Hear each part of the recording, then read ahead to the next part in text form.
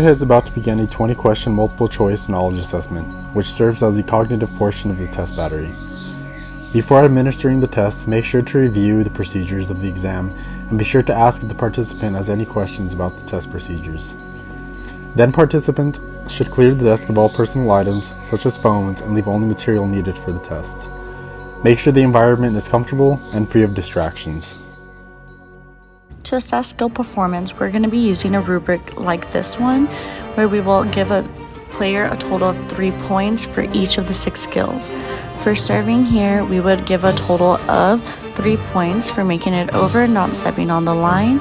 Here, we would give them a total of 1 point because they hit the ball but not over the net, and then here would be a total of 0 points since the player missed and stepped over the line. We will do the same for digging, and we will assess their way of digging, the way of helping achieve a point, and the way of making it over the net using the skilled digging. For blocking, we will also do the same rubric. We have different skills where here they would get 1 point for touching the net, and there would be 3 for not touching the net and blocking. For setting, we will also assess the player's ability to set the ball for the teammate to be able to score the point.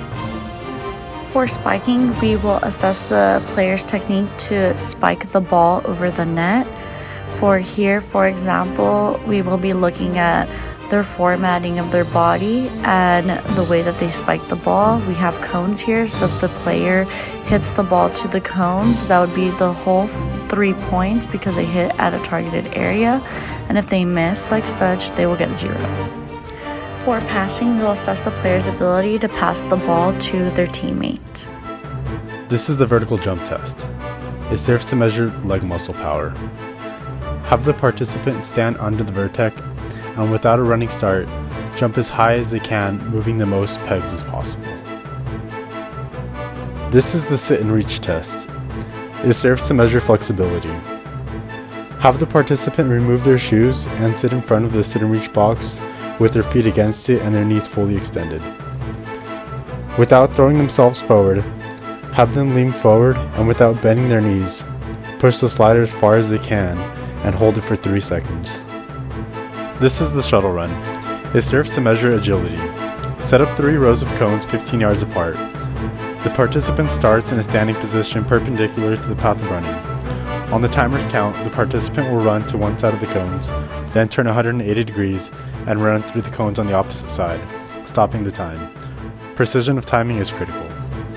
This is the leg press 1RM test. This test serves to measure leg muscle strength. Have the participant conduct a proper warm-up while making sure proper mechanics are being implemented. The leg press should then be loaded at 40 to 60% of the participant's perceived maximum, and 5 to 10 repetitions will be performed. The next working set should be loaded at 60 to 80% for 3 to 5 repetitions.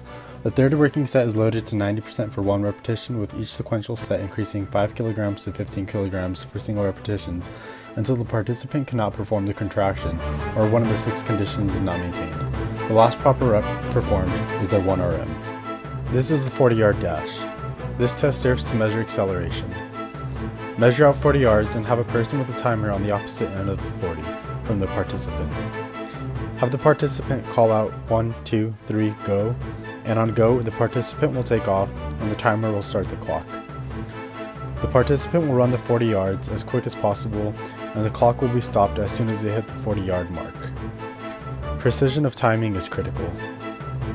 This is the bioelectrical impedance analysis.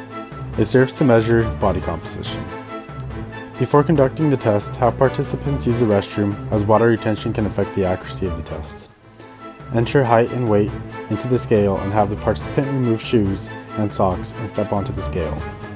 The scale will then measure body composition using an electrical current undetectable to the participant. Anxiety is a mood state characterized by worry and apprehension symptoms.